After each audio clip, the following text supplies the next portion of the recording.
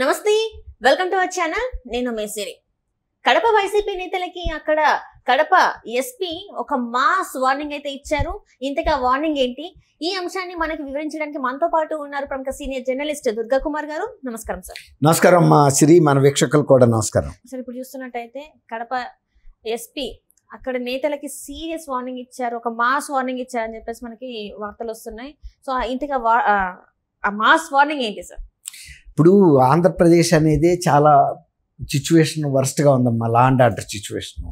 దానికి ఉదాహరణ ఏంటంటే డీజీపీని మార్చడం, ఐజీఎల్ని, కమిషనర్లని, చాలా మంది ఎస్పీఎల్ని మార్చడం.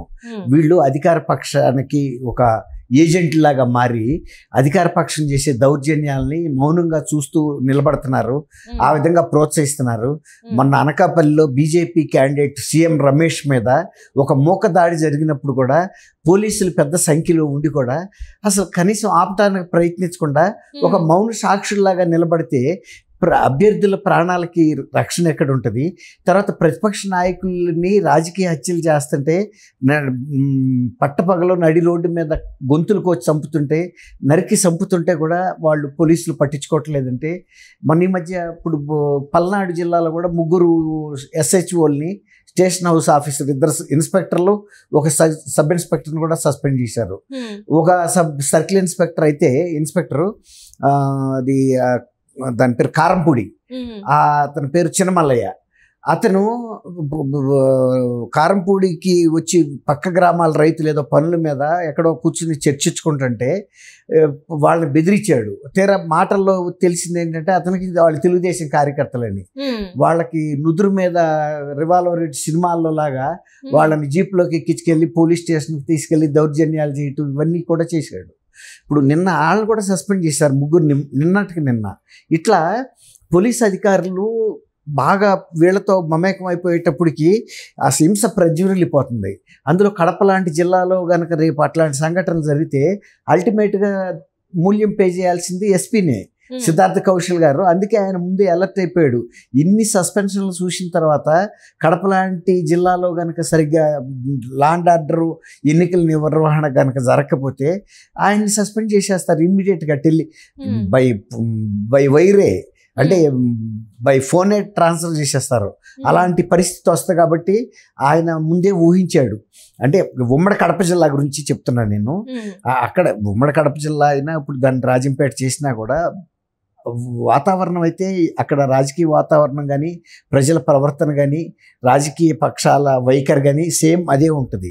అక్కడ ఫ్యాక్షన్ రాజకీయాలు గతంలో ఉండేది, ఇప్పుడు అంత ఫ్యాక్షన్ ఉందని చెప్పలేం.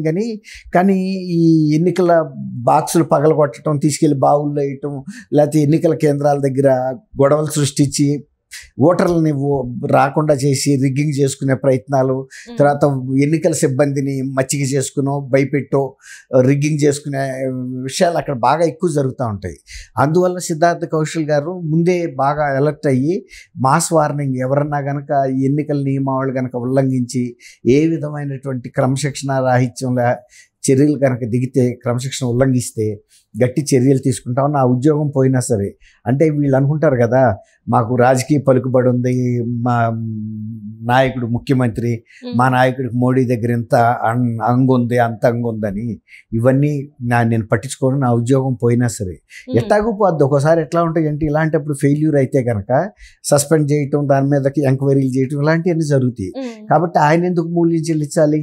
తను డ్యూటీ ఏదో తను పర్ఫెక్ట్గా చేస్తే కింద ఆఫీసర్లను కూడా అలర్ట్ చేశాడు అనుకోండి, అప్పుడు వాళ్ళు కూడా పర్ఫెక్ట్గా డ్యూటీ చేస్తారు. దానితో ఇప్పుడు కేంద్ర పోలీస్ బలగాలు కూడా బాగా మోహరించి ఉన్నాయి స్టేట్లో.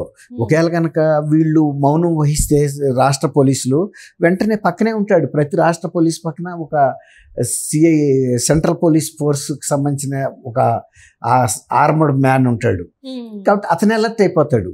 వీళ్ళ దగ్గర పెద్ద ఆర్మ్స్ కూడా ఉండవు, ఏదో కొంచెమే, కానీ వాళ్ళ దగ్గర లేటెస్ట్ ఎమ్యునిషన్ ఉంటుంది, ఆర్మ్స్ ఉంటాయి.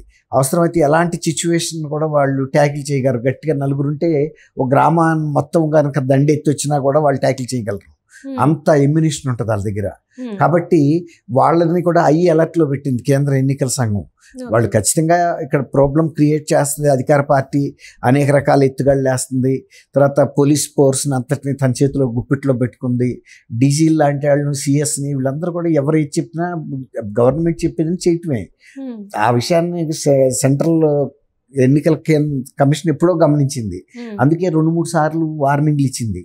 ఇప్పుడు కూడా ఈసీ ప్రభుత్వం, రాష్ట్ర ప్రభుత్వం ఈ బెనిఫిట్స్, జగన్ ఆసరా ఇవన్నీ ఉన్నాయి కదా, వైఎస్ఆర్ ఆసరా, ఇలాంటి పథకాలకి డబ్బులు ఇవ్వమని అడిగితే వీళ్ళ దురుద్దేశాలను కనిపెట్టి ఇవ్వటానికి వీలు లేదు, మీరు ఆపండి, తర్వాత మీరు కావాలని జాప్యం చేసి ఇప్పుడు రాక తీసుకొచ్చారు, ఇది ఎప్పుడో ఇవ్వాల్సిన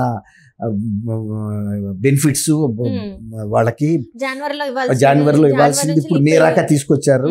కాబట్టి ఈ జనవరి, ఫిబ్రవరి, మార్చిలో మీ ఆర్థిక పరిస్థితి ఇప్పుడు మరి సడన్ గా ఇంత డబ్బు మీకు ఎక్కడి నుంచి వచ్చింది అని కూడా క్వశ్చన్ చేసింది. బ్రహ్మాండంగా అడిగింది. నైట్ 1 o'clock జవహర్ రెడ్డి గారు ఈసీకి లేఖ రాశారు. అవును, ఆ లేఖ రాస్తే మరి అది క్వశ్చన్ కరెక్టే కదా. అవును, ఇప్పుడు అందుకే జవహర్ రెడ్డికి కూడా మళ్ళీ వాళ్ళు లెటర్ పెట్టారు, ఎట్టి పరిస్థితుల్లో కనుక మీరు కనుక ఈ విషయంలో కనుక ముందుకెళ్ళి కనుక పంపిణీ చేస్తే మీ మీద చర్యలు తీసుకుంటాము.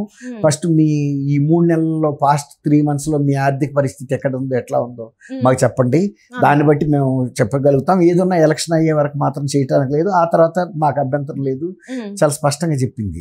అంటే నేను ఎందుకు చెబుతున్నానంటే కేంద్ర ఎన్నికల సంఘం కూడా రాష్ట్ర ప్రభుత్వం యొక్క ఉద్దేశాలు ఎలాగైనా సరే ఎన్నికల్ని డిస్టర్బ్ చేసి రాజకీయ లబ్ధి పొందాలి, ఈ వాలంటీర్స్ని ఉపయోగించుకుని, తర్వాత రిగ్గింగ్ చేసి, తర్వాత పోలీసుల్లో బూత్ వైజ్గా వేసే పోలీసు ఎవరికి డ్యూటీ వేస్తున్నారో చేసి చూసుకుని వాళ్ళతో కూడా డీల్ మాట్లాడుకున్నారన్నారు.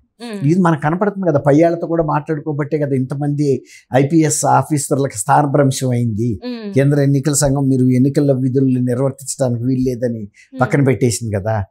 తర్వాత గుప్తా గారిని కూడా డీజీగా, కొత్త డీజీగా మహేష్ కుమార్ గుప్తా ఆయన పేరు, ఆయన కూడా పెట్టేసింది. అట్లా ఇప్పుడు మన లేటెస్ట్గా మొన్న సిఐలు ఇద్దరిని కూడా చేసింది. అందువల్ల సిద్ధార్థ్ కౌశల్ మంచి నిర్ణయం తీసుకున్నారు, మంచి వార్నింగ్ ఇచ్చాడు.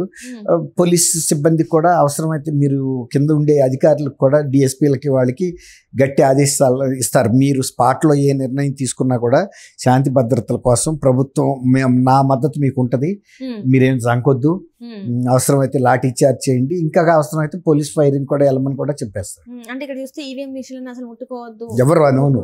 ఈవీఎం మిషన్లు రాక కనుక వెళ్ళి ఇట్లాంటి దౌర్జన్యం తెలుసుకున్నప్పుడు పోలీస్ ఫైర్ కూడా చేసేస్తుంది, పోలీస్ ఫైర్ చేసేస్తారు, ఫైరింగ్ ఆర్డర్స్ ఇచ్చేస్తారు. ఎందుకు ఇప్పుడు ఇలాంటి ఒక ఈవీఎం మిషన్స్ అంటే వీళ్ళకి తెలియకుండా టచ్ చేస్తారన్నా, లేకపోతే టచ్ చేయటం తీసుకెళ్ళి పడేస్తారు. టచ్ చేయటం ఎట్లా టచ్ అట్లాగని కాదు సార్, అదే రిగ్గింగ్ కోసం వెళ్తారు. రెండోది వాటిని తీసుకెళ్లిపోయి ప్రతిపక్షాలకు కనుక ఎక్కువ ఓటింగ్ జరుగుతుందంటే తీసుకెళ్లిపోయి బావుల్లో పారేస్తారు, లేకపోతే పగల కొట్టేస్తారు, ఇట్లా తీసి నేలకేసి కొట్టేస్తారు. కాబట్టి వాళ్ళు ముందే వార్నింగ్ ఇచ్చాడు ఆయన, ఈవీఎం మిషన్లు రాక మీరు వెళ్ళారంటే ఇక ఏదైనా జరుగుతుంది అక్కడ. కాబట్టి పోలీస్ కూడా ఇది ఏదైనప్పుడు ఎన్నికల నిర్వహణ సక్రమంగా జరగటం అనేది టాప్ ప్రయారిటీ. అక్కడ అక్రమాలు చేసేటానికి వెళ్ళిన వాళ్ళ ప్రాణాలు పోయినా కూడా ప్రభుత్వం కానీ, ఎన్నికల సంఘం కానీ, కోర్టులు కానీ అభ్యంతరం పెట్టవు. లా అండ్ ఆర్డర్ సక్రమంగా జరగాలి, ప్రశాంతంగా ఎన్నికలు, స్వేచ్ఛగా ఓటర్లు ఓట్లు వేయాలి, అది టాప్ ప్రయారిటీ. అక్రమం చేసేవాళ్ళు ఏదైనా చేయడానికి సిద్ధపడతారు, కానీ ప్రభుత్వం చేయనవద్దు కదా కేంద్ర ఎన్నికల సంఘం. అది థ్యాంక్ యూ అమ్మా సిరి, మన వీక్షకులు కూడా నమస్కారం.